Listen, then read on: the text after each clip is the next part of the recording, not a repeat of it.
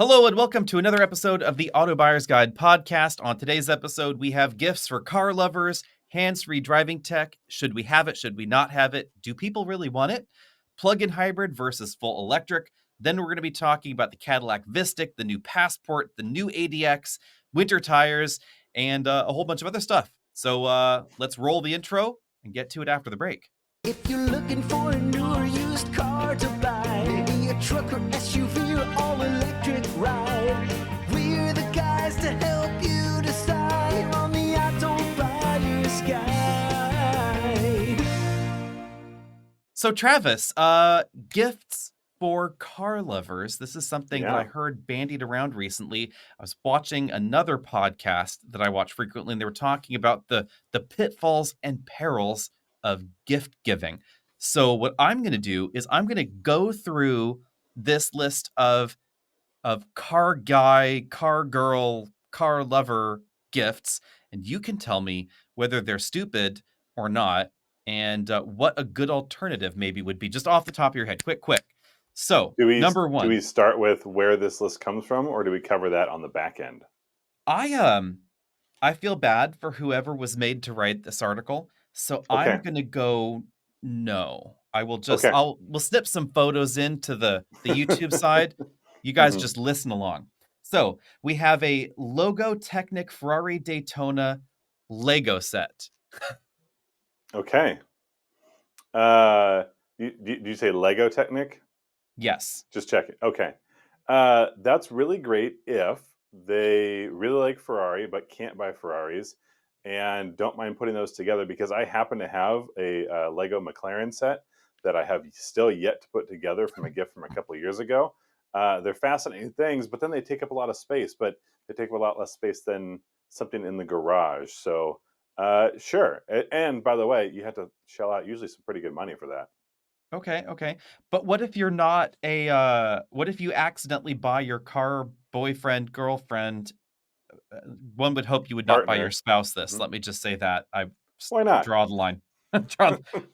Very, very specific audience. Say you buy them an ultimate car concept Lego thing, but they really didn't want the Ferrari, they wanted the Lambo. Yeah, and that's a tough one. How do you feel about keeping receipts? I mean, that's a different conversation. But the other part is, if they're a car person, that means lots of different things to lots of different people. And if you know they like Ferraris, but they like the old Ferraris, this new Ferrari set isn't going to do a whole lot for them. So it's kind of a tough position, right? Yes, it is. And I would also say it often tends to be the case, especially with loved ones. There is a loved one that is a car person and a loved one that is not a car person. And this is the pitfall for the non-car person to be shopping. You might go, I thought it was a Ferrari you liked. And turns out, no, it's like their wallpaper's a Lamborghini and they never tell you anything. And then years later, you're like, do you like the one with the horse or not? Or it was never a Ferrari, it was the new Corvette. And it's so confusing these days. How is anyone supposed to know? We got a list to go through, so I should move on. I'm taking too much time. Then we have a Porsche design barrel seat. Yes, a 55-gallon sort of drum thing turned into a seat. My first question is, what's the price on that? Probably way too much. Yeah. It's one of those. That's one of those gifts that if they wanted it, they probably would have purchased it for themselves. I would probably pass on that one. This one I'm more into. An extreme experience with lots of X's. Extreme experience. Track day. I'm actually fine with that. Yeah, those come in a couple different varieties. Sometimes it's just an open parking lot, and they just kind of come in once or twice a year. I'd love to. I would make a trip to a track and try and do one of those versus maybe one of those in the parking lot situations. But having done one or two of those myself, those are a lot of fun, and it's an experience, right? And maybe it's one that you can ride along with, so you get to experience it together, or you let that partner go out and play with the cars, and you go grab a drink and pick them up in a couple hours. And you're like, good for you, buddy. Let's go home. And then it's kind of on the same vein. Radar detector. That's so 90s to me somehow. Oh, you don't see a lot of radar detector these days. And if you're getting your partner a radar detector, that also says something about their driving. And if they need a radar detector, And if they need a radar detector, they probably already have one. So I feel like I would probably go ahead and pass on that. If you're thinking what would be fun for a gift, I would not go radar detector. This falls into the judgy category.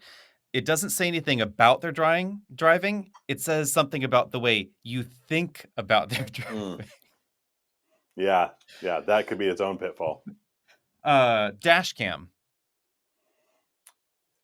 Not bad. They serve a number of purposes, but there are a lot of really cheap, really bad dash cams out there. So that's one where I'd be careful. Do they want a dash cam? Are you paying to get it wired up? Right? How easy is that to install or remove?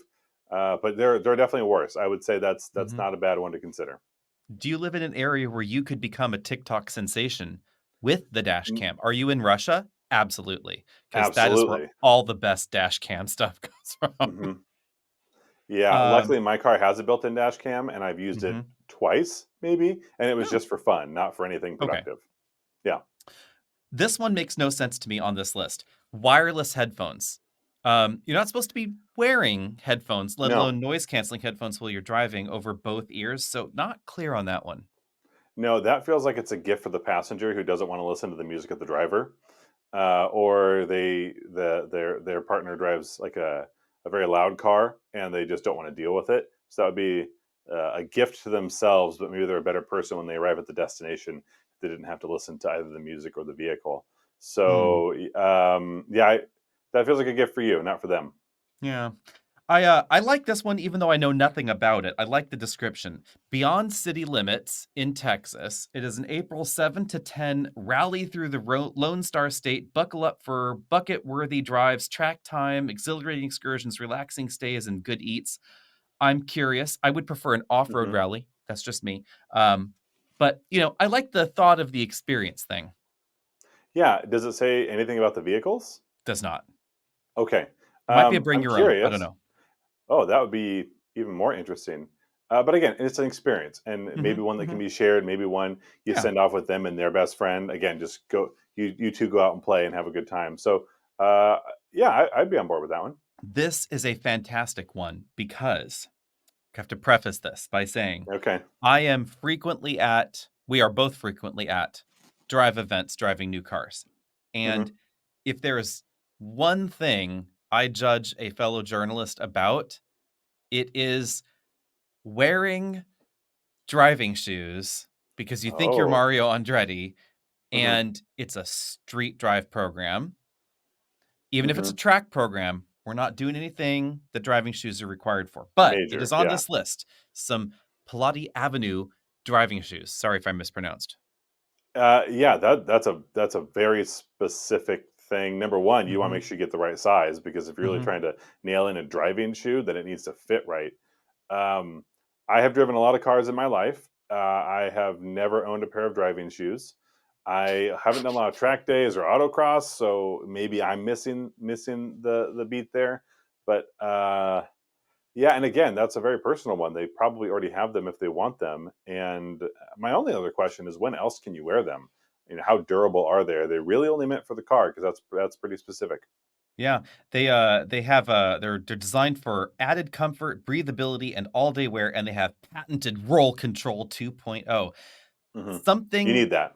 Yeah, something seems douchey to me about having a specific pair of shoes to drive your car to work, which is totally what they would be used for.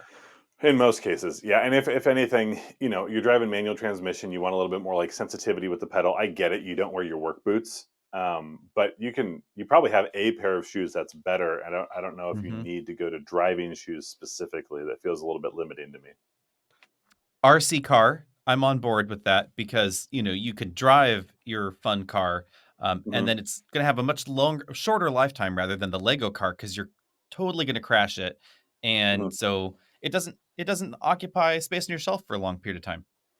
Yeah, I will say that I once got an RC car as a gift from a friend, and it had been a really long time since I'd ever had an RC car. And what I did is I went and bought another body shell to put on it to match the current car I had. I had big dreams of painting it all to match and making it all cute and fun, and I never did it, which is a darn shame. But RC cars can be fun, especially if it's something you can share, like if you have kids or the Yeah, niece or nephew that loves your Mustang, and you say, "Hey, do you want to drive it? Here's the RC car version." So I'm on board. It's fun to have an RC car. It's a fun toy. Cheaper to drive than the car, most that's likely. true. I'll call Yeah. this a universal category because they're talking ember tumblers, but I would go with drinkware. I don't know how I feel about buying people drinkware for the car Hmm. because you should be driving the car. And I do drink things in the cars, mind you. I Mhm. realize this, Yeah. but Also guilty. yeah, also guilty. But I just don't know. I want to be a do as I say, not as I do, or do as Mhm. yeah. I want to be that and go. We should be drinking in the car less, even though I kind of do it all the time. Right. The only way I can see this being a big thing is if the person you are getting this for is really into their vehicle, and you're doing something like like a laser etched Yeti or Mhm, mhm, something mhm. that's their favorite color, or a color that really closely matches their car, and you're like, oh, this would be fun because they can also take it into work, they can use it at home. It is a multifaceted gift. Mhm. I think that's probably a good way to go. You just have to make sure they're really into their car, because That's otherwise, true. drinkware for the car seems like a weird way to do that. That's a really good point because I totally agree. Like if you had a BMW M3, I would buy you an M tumbler for Christmas, but you don't, so you're not going to get one of Yeah, those. yeah, That's okay. This one has nothing to do with cars, so I have no idea why it's on here. But love it. a Komodo Joe Classic Joe Series 2, one of those egg smoker cooker things. Uh Not huh. that I don't like them; they turn out delicious meats, and who doesn't want that? I just do not understand why it's specifically a car lover gift. I think it's for trucks. I think is what that one's for, which we didn't specify. But it's also not an accessory you often carry around in the vehicle. There are It's some things heavy. people carry around, like they put the roof rack on, but it's just for looks. I Mhm. could see you trying to accessorize a truck with Komodo Joe in the back. That hasn't really caught on, so maybe you'd be ahead of the trend, but probably more for aesthetics. And I bet you can get a knockoff that does a similar function in that case. I just don't know if I would want one in the back of my truck because they're ceramic, so they're heavy, so getting it in and Hmm. out's a problem, and I But don't get the wouldn't knockoff. wanna I wouldn't wanna mount a charcoal grill in my truck because I don't wanna burn stuff down, You're not thinking or outside the box enough, but that's okay. ash This gift ash isn't for you. charcoals, yeah, not for me.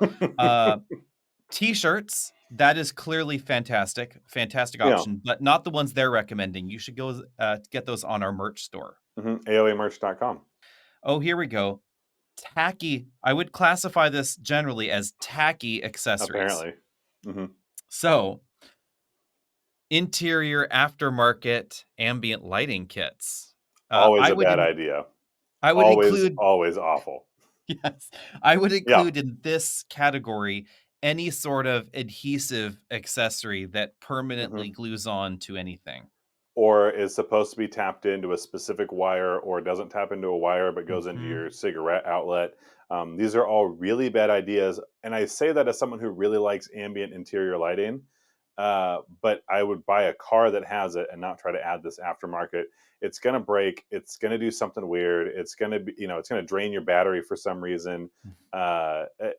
Unfortunately, I mean, and truly unfortunately, this is not an option I would go with. And our last one, because I think we've already spent too much time on this one. This is Hmm. actually, I think, a good one because this strikes me as the kind of gift that uh, maybe my grandmother would have given me.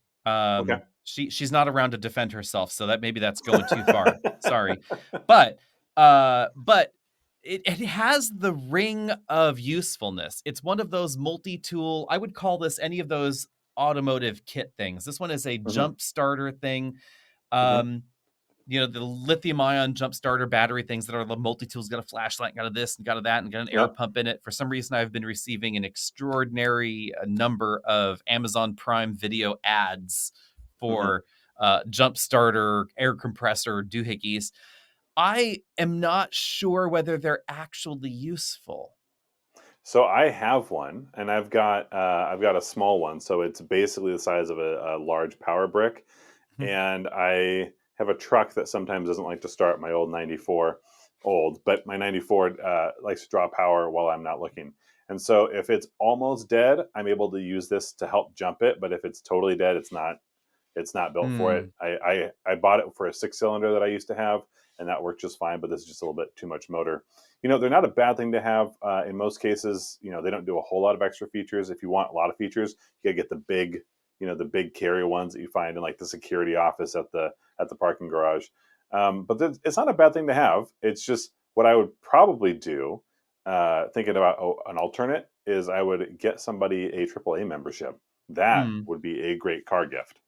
My question on the battery starter widget is, does it self-discharge? And if so, how much? Like if you leave it alone in your trunk when you're not using it. Yeah, leave it alone in your trunk for like 6 months. When you come back, is it still useful?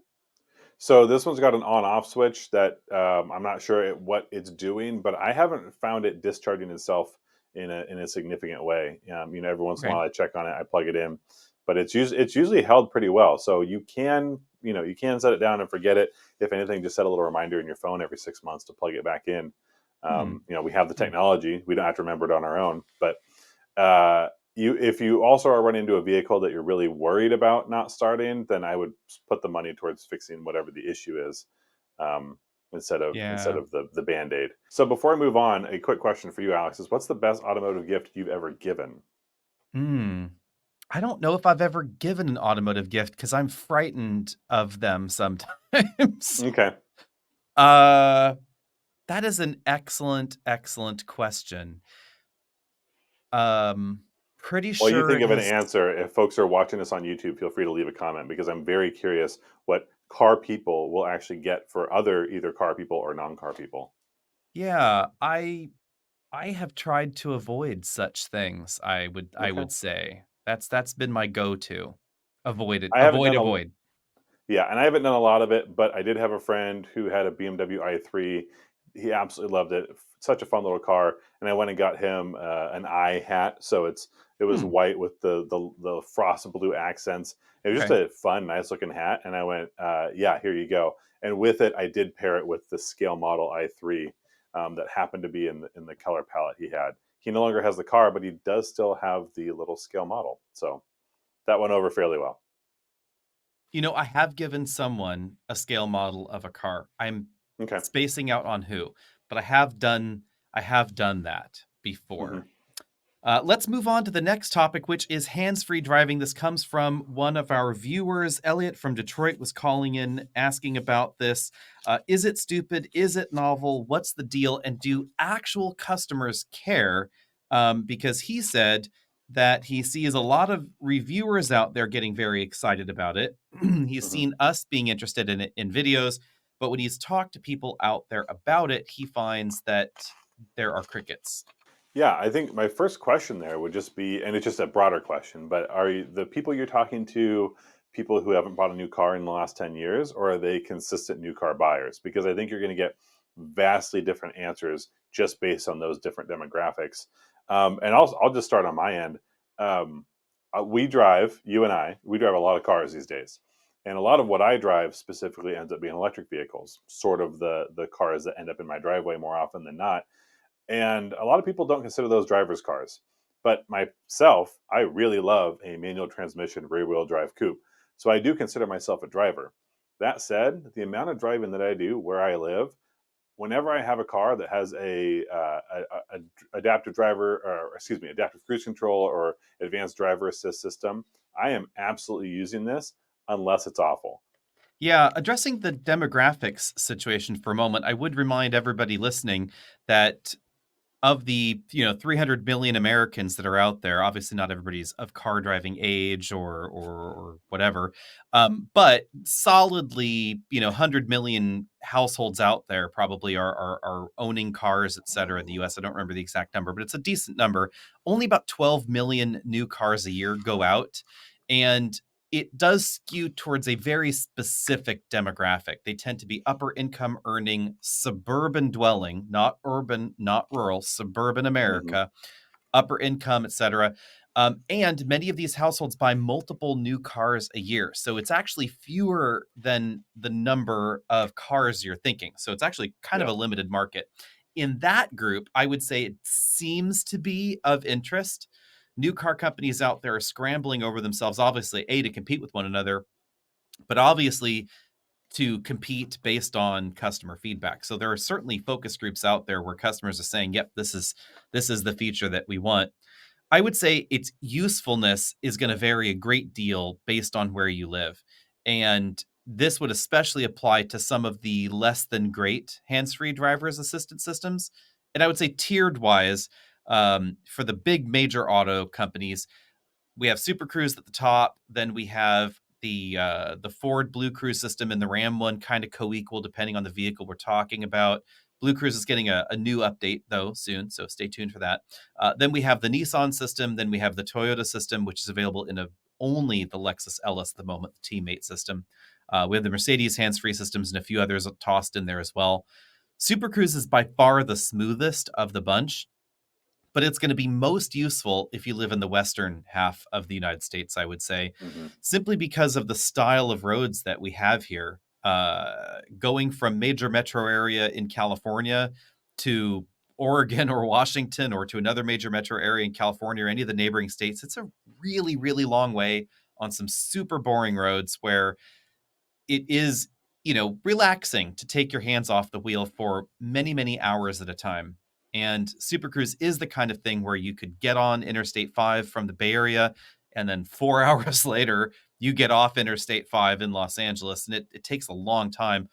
Those are the situations where I would say it's most useful. If you're in New Jersey or New York, the coastal areas, I should say, of New York, because there's a lot of New York that's very rural, you're probably not going to be using it a lot. None of these hands-free systems I would want to use in daily traffic on, commuting in the Bay Area even. So even in the areas where I live, you don't use it very often because of that. But if you're a road tripper, if you live, where my parents do out in rural Texas, it actually could be very, very handy. Lots of straight roads where it would work. So it really just depends on your geography, I would say.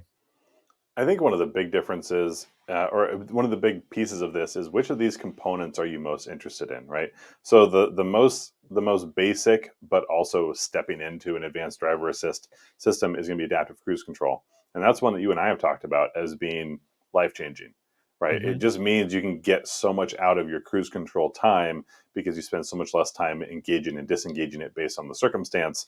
But there are going to be some systems that are undesirable to use because of how they operate. Even if technically they are working, the way they speed up or slow down, the rate of deceleration, acceleration, how twitchy or finicky they may be, that would be a deterrent for some. And if you're just getting into this driver assist thing, that's where it could scare you, right? I still know people who don't use regular cruise control because they don't like the way it feels, because it doesn't feel like they have control. It's even more so if you're expecting the car to start braking and it doesn't, or the way it does is very different than what you would do. So the first thing is adaptive cruise, and that's one of those that unfortunately I am real spoiled on, and I might have a hard time buying a car that doesn't have adaptive cruise probably for the rest of my life. And the next one is going to be the steering assist, right? The lane keeping or whatever you want to call it. Does it steer for you with your hands on the wheel? Honestly, I enjoy those as well. It just takes a little bit of the pressure off. I can sit a little bit farther back with my hands still there, but not, up here. But to move from there to hands off, that's a big leap. And I've also had hands off systems that I wouldn't use because they didn't operate the way I think they should. It's less convenient or even nauseating sometimes. I mean, it can be a challenge. Yep. Now let's move on to our next topic, which is plug-in hybrid versus battery electric. There has been a lot of talk about this. Electric vehicles have become very political lately. Let's just, stick a stamp on that one. And we now have, of course, some upcoming changes to our political system. Let's just put it that way. And so there is a bit of uncertainty really around what's going to happen, especially legislatively, tax treatment wise, with plug-in hybrids and battery electric vehicles. We're going to put that aside for the moment and talk about the relative pros and cons for either, because I think that we are both fans of both of these, although plug-in hybrids are sometimes assailed from the really, really bleeding edge fans by saying it's a technology that shouldn't exist. We should just skip right from one to the other. And this is where I have always said, if we were thinking about this logically on a global level, we still don't have enough batteries to produce all electric vehicles. And not everybody has the infrastructure to be able to do that regularly in their area. So plug-in hybrids seem like a solid alternative because those that can meet much of their daily consumption electric only or severely reduce their gasoline consumption. And those that can't are possibly, depending on the vehicle design, driving a vehicle that is more efficient than it would be otherwise, even though more resources have been consumed building it in the first place. Yeah, I'm working on this right now. I got a plug-in hybrid in the driveway a few weeks ago, and so I'm just wrapping up on some editing, talking about this exact thing. Because the first question is, what are you looking for in your next car? And if you want more, and I use more as just a very broad term, but one thing you can get with a plug-in hybrid is you can usually get more power, so more performance, and more fuel efficiency than at least than a hybrid model, right? Hybrid will get you more Mhm. efficiency, but if you go plug-in hybrid, you usually get more power than that hybrid model offers. If your commute is anything under 50 miles a day, and let's say round trip, uh, you're going to get a significant cost savings in most places going plug-in hybrid, and you're also getting more performance out of it. Now, which vehicle you get is going to steer which direction that is. Is it a higher performance vehicle with that electric motor assisting, or is it adding that for efficiency? But if the biggest thing is saving some money, the plug-in hybrids tend to be cheaper than the alternate all electrics, and they provide a lot of the same benefit. And that's where I think people are missing it. Is if you want to save money, that's a great way to go, and it doesn't make it an electric car with all the limitations to it. It's just the world's your oyster if you go with the plug-in hybrid. Yeah, and we are going to be seeing significantly more of these, it seems, over time. General Motors has said that they're going to be reinvesting in hybrid and plug-in hybrid technology. We have the upcoming plug-in hybrid Ram, which is probably where we should insert a little caveat here that Mm. some manufacturers want to call these extended range EVs. There is no technical difference between a plug-in hybrid and an extended range EV, with one exception. And the only legislation that I can find, that especially for North America, that applies here, is if you are selling the vehicle in California, there is a special classification for a range extending electric vehicle, an REX classification, but it requires small gas tanks because it says to Mhm. qualify for this and for it to be treated as a 100% battery electric vehicle by California's rule making body, then the gasoline range must be equal to or less than the electric range, which explains the tiny gas tank, for instance, in the BMW i3. Yep. So the Ram pickup truck, the Scout vehicles that have the range extender quote unquote option, none of those are considered range extending vehicles in California because the gas tank is too big. And then aside from that, there just is no actual difference because they're a hybrid. You you have a gasoline engine and a battery, and the two of them work together to drive the vehicle forward, and tandem, and that is the definition of a hybrid. Right. It's just about which way that system's being implemented, and there's parallel and serial. Those are the two Hmm. ways you're going to utilize this.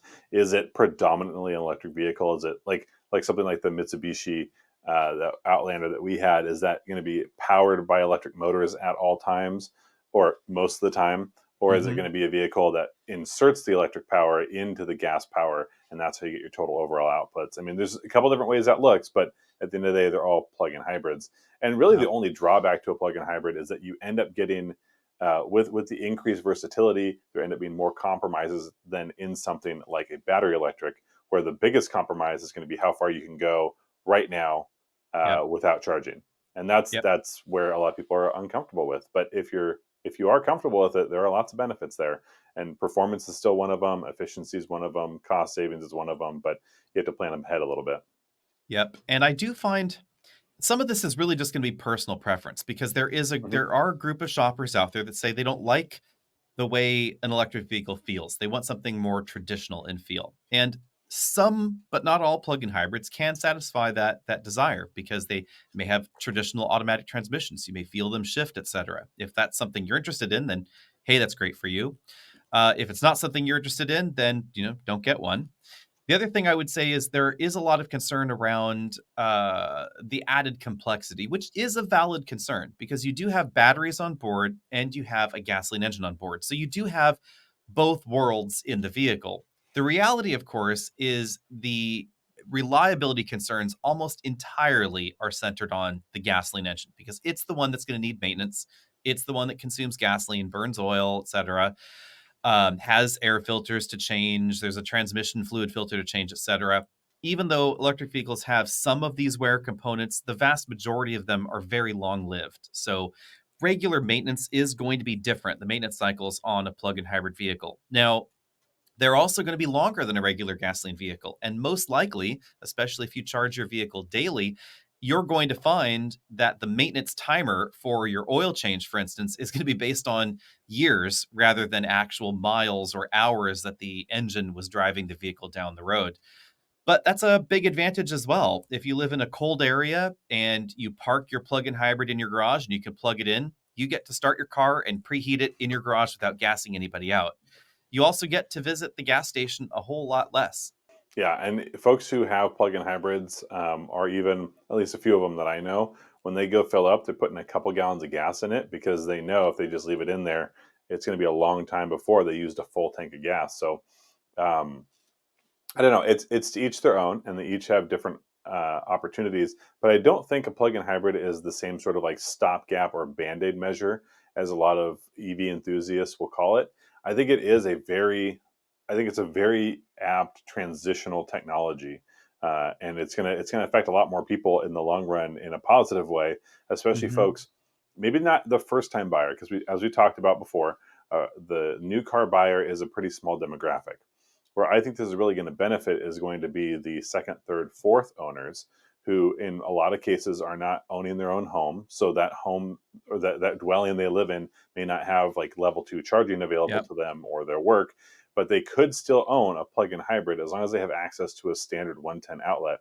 Most homes have an external 110 outlet, and I imagine it's going to be a lot easier for apartments if they want to make this an amenity to add 110 charging, 120 charging into a parking stall than it is to upgrade everything to level 2 charging. So it's still going to be one of those things that is better for the second, third, fourth owner, but the first owner still gets the benefit of doing whatever they want to that day. Yep. And this is where I would say workplace charging is absolutely essential. And plug-in hybrids have a benefit there as well, because if you are working in a crowded place, like if, say, you work in a mall or you work in a multi-tenant industrial building or commercial building, et cetera, where it's not just the employees of your company, there's a free-for-all out there in the parking and charging lot, et cetera. You may find that you may not be able to plug in every day. Well, in a plug-in hybrid, it's actually not as big of a deal because you can plug in when you can plug in.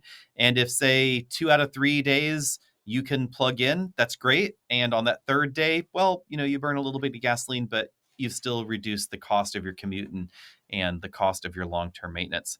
Now let's move on to our first looks that we have done recently.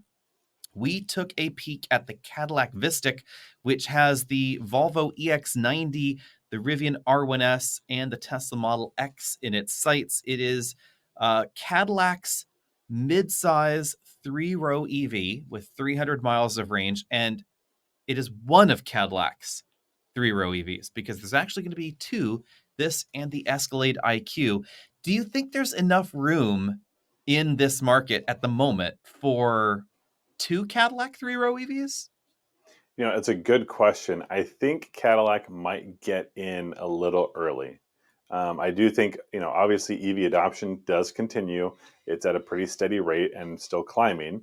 The thing is, the 3-row options that have been available have not been, flying off the shelves. Obviously, they're not the majority of what's currently available, so it's not like they're dominating the market. But the thing is, America buys 3-row vehicles all the time.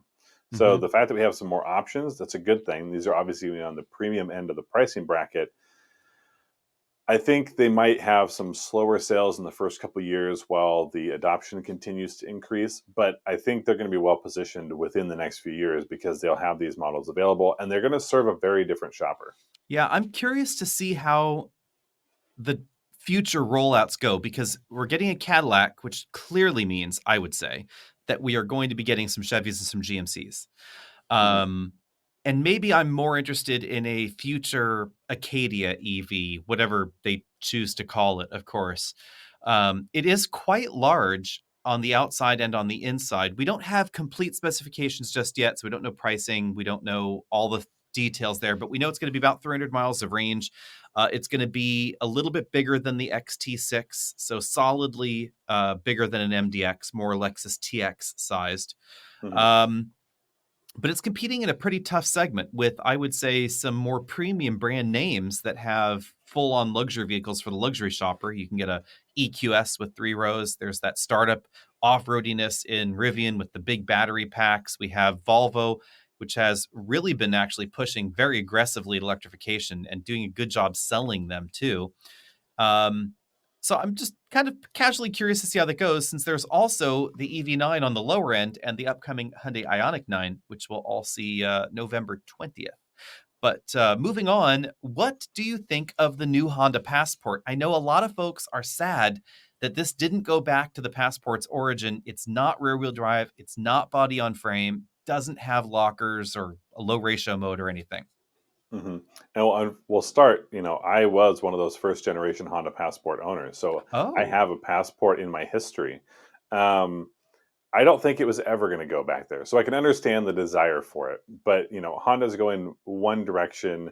I don't think it's a bad direction. It's just not going to split off and start competing with other more serious, dedicated off-roaders. I don't think that would be the right call. now take us back in time. Your Honda Passport, tell us about it. Yeah, so I had a 1996 Honda Passport. It actually was the first vehicle I ever bought with my own money, and I loved it to death. Luckily, it was still breathing when I passed along to the next owner, but it was great.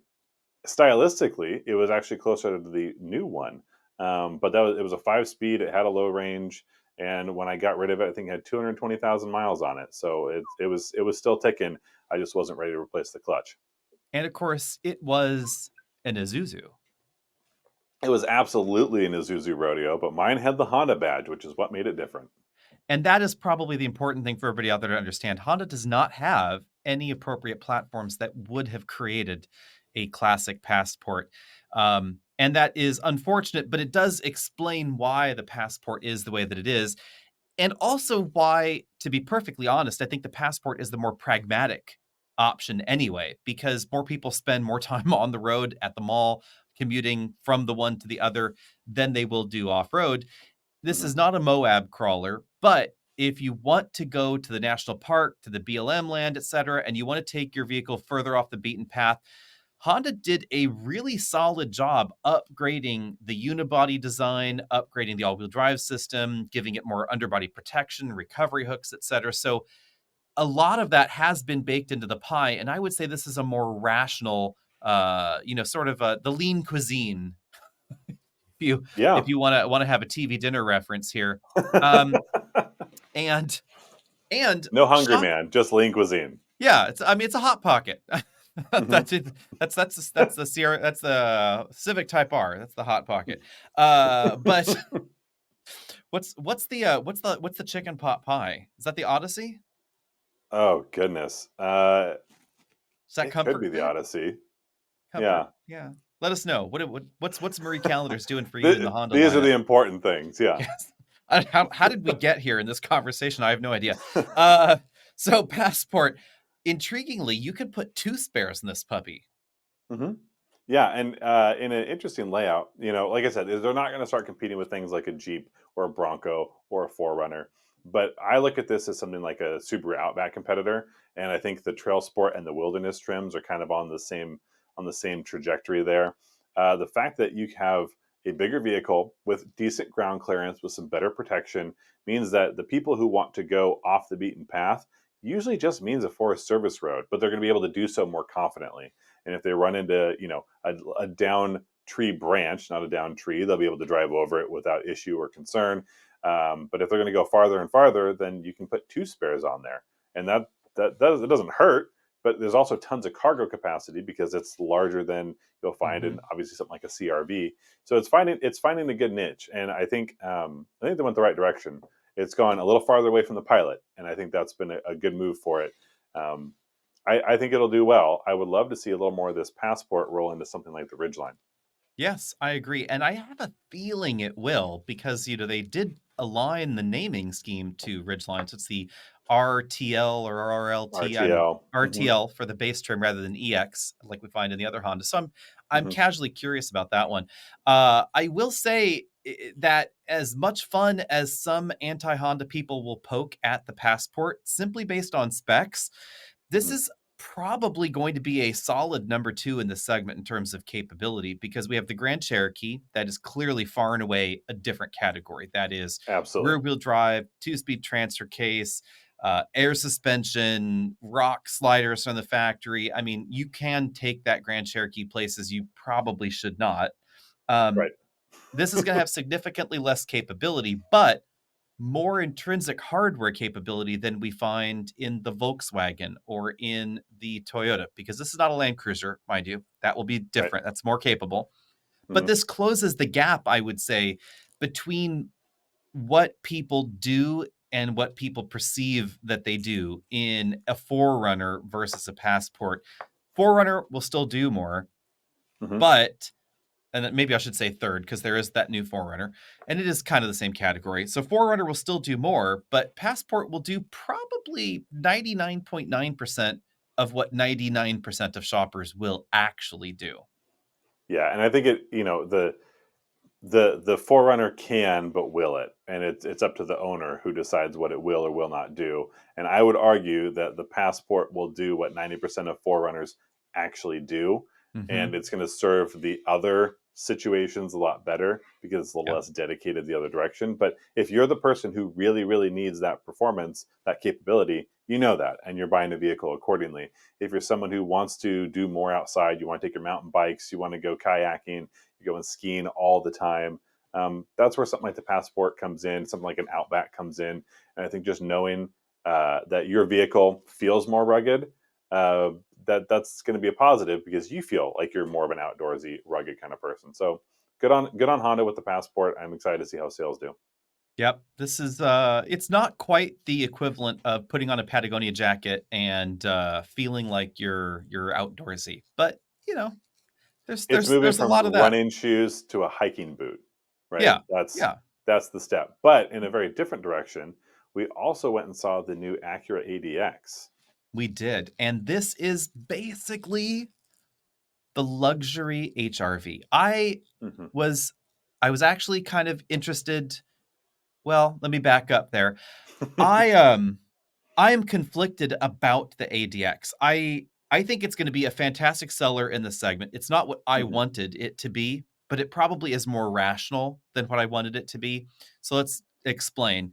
It is only 2 inches smaller than an RDX in terms of length. So this is not an Acura that fits in a smaller parking space. This is an Acura that fits in a smaller budget. So it's probably going to be right on top of the Integra price-wise, less expensive than RDX clearly. You can get all-wheel drive. We don't know how much power it's going to have, but it'll have a 1.5-liter turbo and a CVT. So similar drivetrain as Integra with the option of all-wheel drive, jammed in a sleeker and sexier HRV-like vehicle. They won't say how much it's related to HRV, but does have the exact same wheelbase. Yeah, that's a little bit telling, right? On how Mm-hmm. much is or isn't carried over. And but we see this all the time. So for me, it's not a bad thing. It's just understanding where this positions. I will say it's a much more attractive looking vehicle than the HRV. Oh, yeah. So for folks who want, Honda reliability, a little more performance than you get in we'll call it the mother brand. You're going to find something like that in the ADX. I don't mind that it falls into a smaller price category and not a much smaller vehicle size. I mean, there's just a point where our market will not buy cars that are beyond, or under a certain size limit. We tend to want bigger.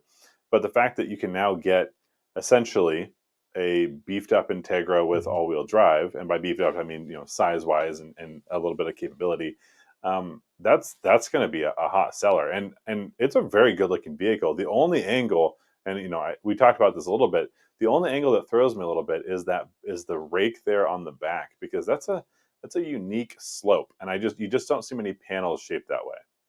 Yeah, and it goes all the way to the end of the vehicle.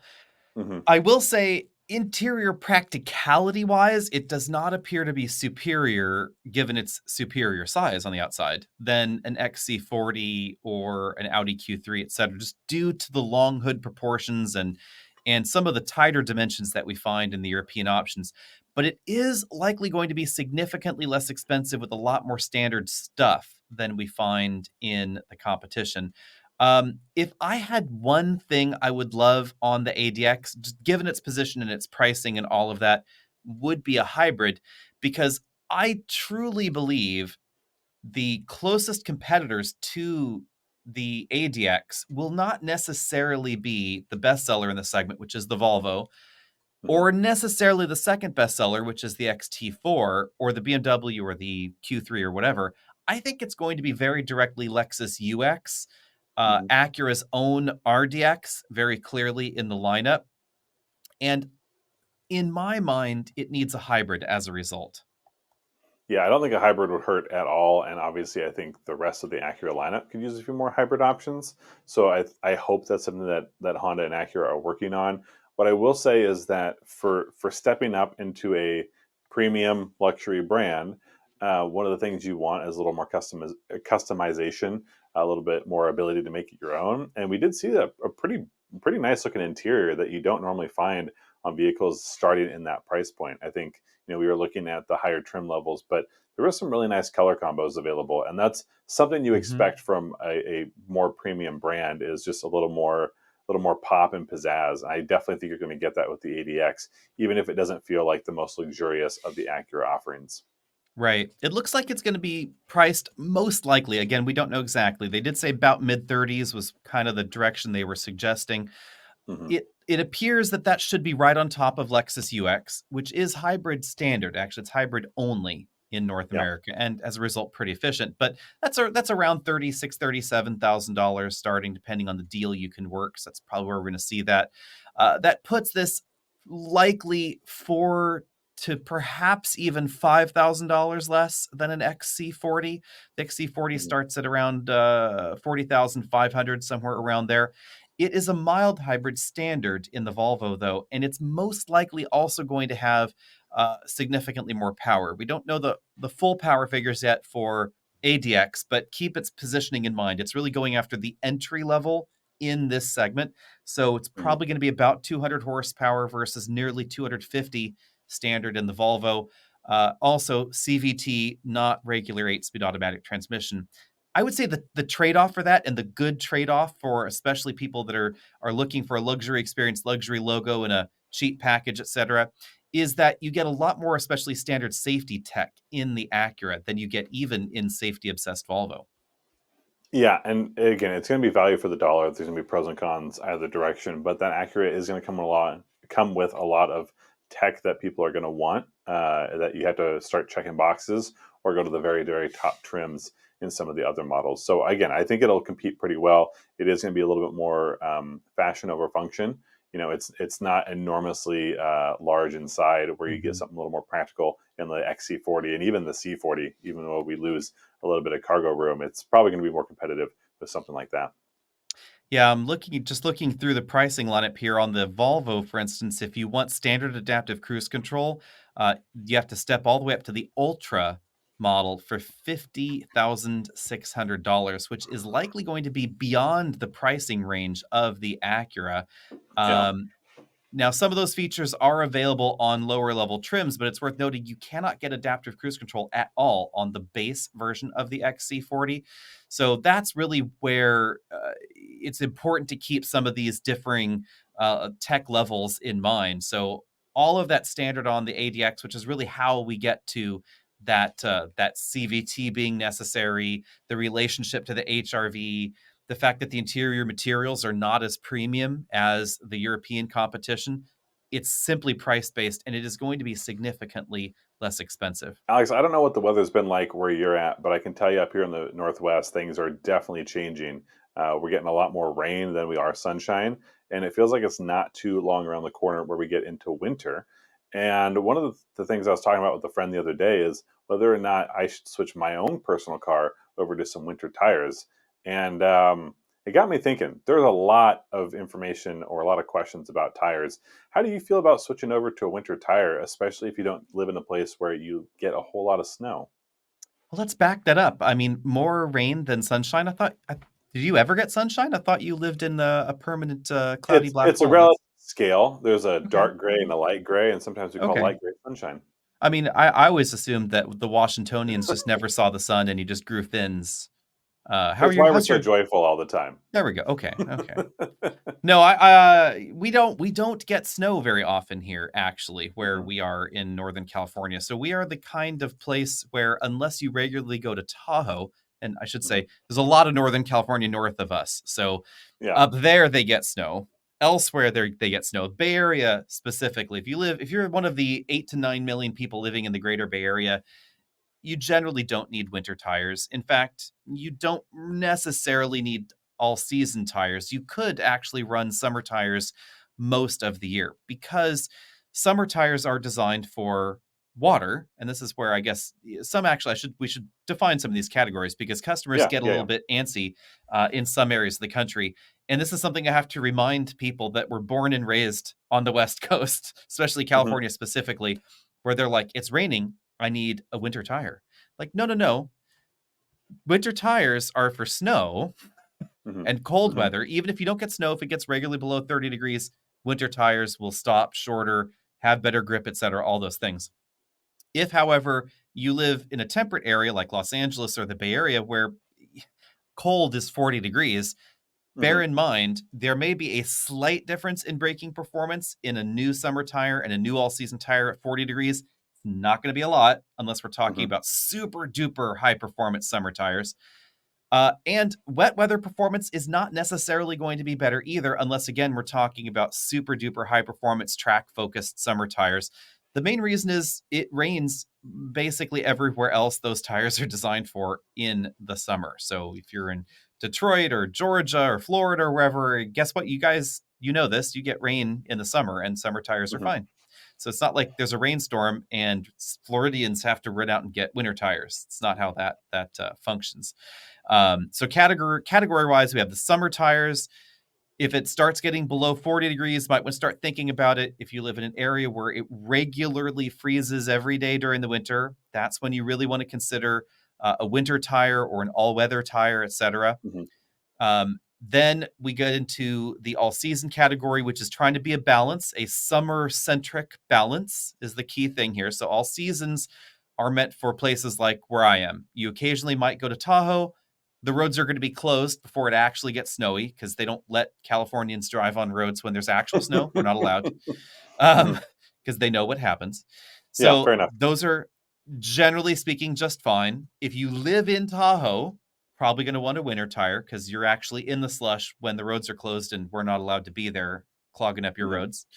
Um, Winter tires are for that person that wants to swap tires, wants the best of both worlds. You're willing to swap them, willing to store them somewhere else.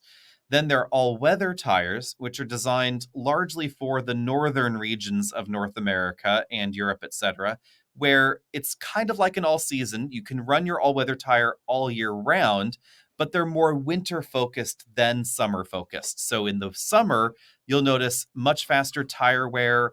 You may notice poorer handling conditions, depending on exactly what you're doing. So if you're living in Georgia and you have an all-weather tire on, if you're in Atlanta and it's in the summer, your tire's going to wear out fast. You're not going to have the same handling you would in an all season. If you're in Manitoba, all-weather tire all year round, totally fine. But they may not have as much winter grip as a dedicated ultra high performance winter tire. So there's sort of mhm. those different categories around there. And if I may make a plea, not only to our listeners, but to anyone you've ever met, please, please, please don't use studded tires. I live in the Pacific Northwest, and I think it should be a jailable offense to drive with studded tires, especially where I live, where we barely, barely get snow. Understanding that your driving performance is severely hindered by having a studded tire because you really are messing with the actual like dynamics of that vehicle. The other thing is you're tearing up the roads, and you're Mhm. also really not getting any better performance when it snows. It's got to be real, real icy for that to start to make a difference. So I beg of all of you listening to just spread the word. please stop weighting studded tires. Back to the question I was asked, which is, would I switch over? I've still got the stock tires from my Tesla. It's a rear wheel drive model. So that was the concern is, oh, it's rear wheel drive, not all wheel drive or even front wheel drive. Would I switch over? And the farthest I would go if I was going to switch over, I do have a tire decision coming up, not in the immediate future. It turns out I'm really gentle on my tires.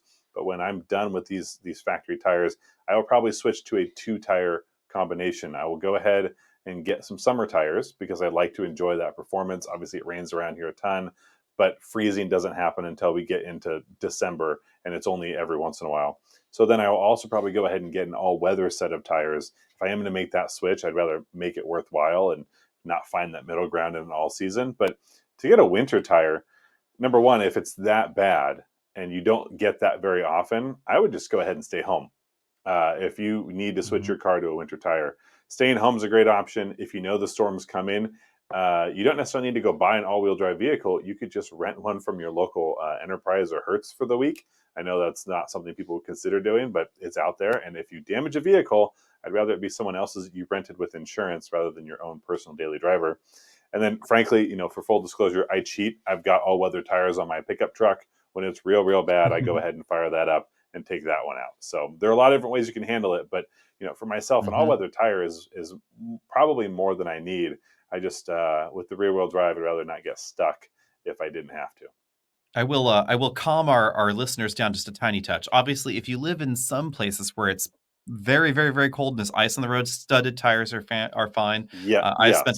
spent a lot of time in the north of Sweden, oddly enough, in studded winter tires, and they're chef's is fantastic. I mean, I want that all the time on snow and ice.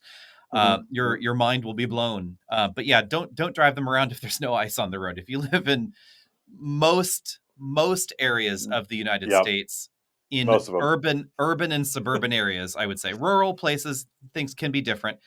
Urban and suburban areas, no, just no. On the swapping part, I would also say we get this question frequently from friends and family members that live in the Midwest, where traditionally a lot of people haven't swapped. And some people are asking, should we do this? Should we not do this? There are certainly areas of the country where people are used to swapping out their tires, and some, since the advent of all seasons, were like, it's good enough. I would suggest, if you are at all interested, to definitely do it, because even if it's not snowing on the road, the stopping distance between especially a higher performance all season and a winter tire or all-weather tire can be very significant, whether or not there is snow on the road. So if it's 0 degrees Fahrenheit outside or 10 degrees Fahrenheit outside and there's no snow, perfectly dry road, that winter tire will still stop shorter than the other. And that will mean the difference between getting in an accident and not, going off the road or not, hitting the school bus or little Jimmy as he is hopping out of the school bus or not.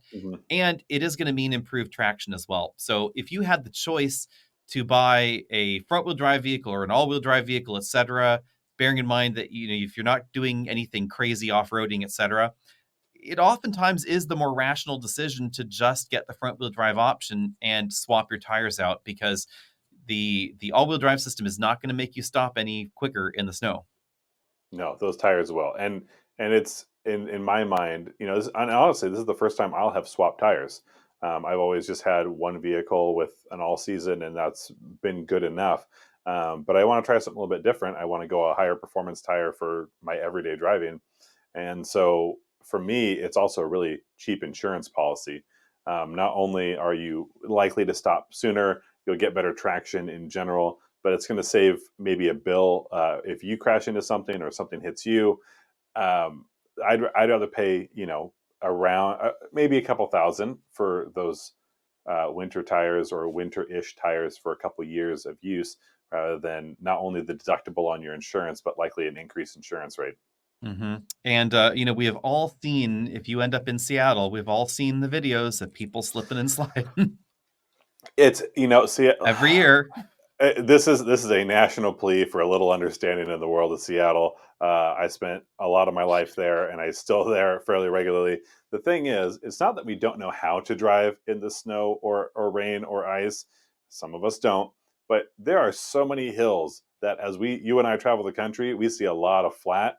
And you go to somewhere like Seattle and you realize that it's very different than probably what your neighborhood looks like. So when that is iced over, there is nothing you can do. And that's why we still get buses making their best effort, but there's nowhere for them to go. And you In got the meantime, buses enjoy the on videos. They're hilarious. Yeah, and you got buses on all-season retreads that were not made for that. And you're like, could someone just tell the bus no? Let's just no is the answer. And then you got you got the bros in their bro-dozer jacked up with the big knobbly tires that are also not winter still tires. Doing it. Still doing it. And luckily, I have never been in one of those videos. Fingers crossed, I never do. And I bet you in those videos, there is a non-zero number of people that did swap their tires out to winter tires. And they're the ones that are parked on the side of the road, minding their own business, getting smacked by the bro-dozer, doing donuts, and then getting hit by the school bus going down the hill. And then the police car that's like, I got to be here. I'm trying to do it. Here we go. Yep. So with that out of the way, just hit that subscribe button if you haven't already done so. Find the video, the podcast, the vice, the versa. You can also send your questions in or call your questions in. If I had that number, I would give you that number. And I found that number. It is a 669-842-1947. Again, 669-842-1947. You can also record and email a voice memo on your smartphone to hey, as in, hey, how are you, at autobuyersguide.com. Be sure and put your mouth close to the phone, speak in a quiet place, leave your name, and if you want a reply or a link to this podcast, you have to leave your email address because we cannot respond to voice calls on the voice telephone communication method device things because, we're too scatterbrained and we just don't have that that ability to do the type thing and chat on the phone for a while. So sorry about that, but you will be included in future episodes, or you can also leave us feedback on past episodes. And hey, who knows? We might include that in future pieces. So see all of you later. Bye. If you're looking for a new or used car to buy, maybe a truck or SUV or all-electric ride, we're the guys to help you decide. Here on the Auto Buyer's Guide.